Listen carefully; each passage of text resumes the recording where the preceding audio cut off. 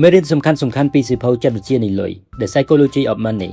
សួស្តីបងប្អូនទាំងអស់គ្នាថ្ងៃនេះខ្ញុំសូមចែករំលែកមេរៀនសំខាន់ពីសៀវភៅ The Psychology of Money ដែលនិពន្ធដោយលោក Morgan Housel សៀវភៅនេះបង្ហាញថាការក្លាយទៅជាមនុស្សមានទ្រព្យមិនអាស្រ័យតែទៅលើប្រាក់ចំណូលខ្ពស់ឬក៏ភាពឆ្លាតវៃតែប៉ុណ្ណោះទេ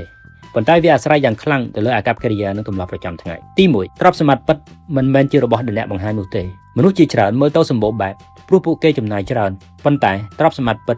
គឺជាប្រាក់ដែលអ្នកសន្សំនិងវិនិយោគទី2សន្សំជាប្រចាំមិនចាំបាច់ខ្លាចទៅជាអ្នកវិនិយោគដ៏ឆ្លាតបំផុតទេការសន្សំជាប្រចាំនិងទុកពេលវេលាឲ្យជួយបង្កើតតម្លៃគឺជាគន្លឹះដ៏សំខាន់ទី3ពេលវេលាជាមិត្តដ៏ល្អបំផុតការកើនឡើងនៃអានុភាពនៃការប្រាក់បូកបន្ថែម compound growth ត្រូវការពេលវេលានិងការអត់ធ្មត់ទី4កុំប្រៀបធៀបខ្លួនឯងជាមួយអ្នកដទៃមនុស្សម្នាក់ៗមានដំណើរជីវិតខុសគ្នាការប្រកួតប្រជែងតាមរបៀបរស់នៅរបស់អ្នកដទៃ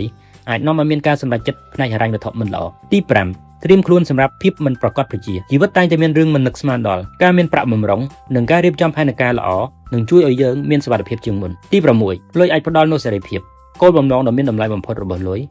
មិនមែនត្រឹមតែការរស់នៅប្រណិតប៉ុណ្ណោះទេប៉ុន្តែសេរីភាពនៅក្នុងការជ្រើសរើសធ្វើអ្វីដែលយើងចង់និងចំណាយពេលវេលាជាមួយគ្រួសារច្រើនតាមដែលយើងចង់បានទី7ទម្លាប់ល្អមានសារៈសំខាន់ជាងការចេះដឹងល្អឥតខ្ចោះការអត់ធ្មត់វិន័យភាពសាមញ្ញនិងភាពជាប់លាប់គឺជាគន្លឹះនៃភាពជោគជ័យផ្នែកហិរញ្ញវត្ថុសេចក្តីសន្និដ្ឋានសៀវភៅនេះរំលឹកយើងថាភាពជោគជ័យផ្នែកហិរញ្ញវត្ថុកើតឡើងពីការសម្រេចចិត្តល្អជាប់ជាបន្តបន្ទាប់អស់រយៈពេលជាច្រើនឆ្នាំបើលោកអ្នកយល់ថាសៀវភៅនេះមានសារៈប្រយោជន៍សូមចុច like share និង follow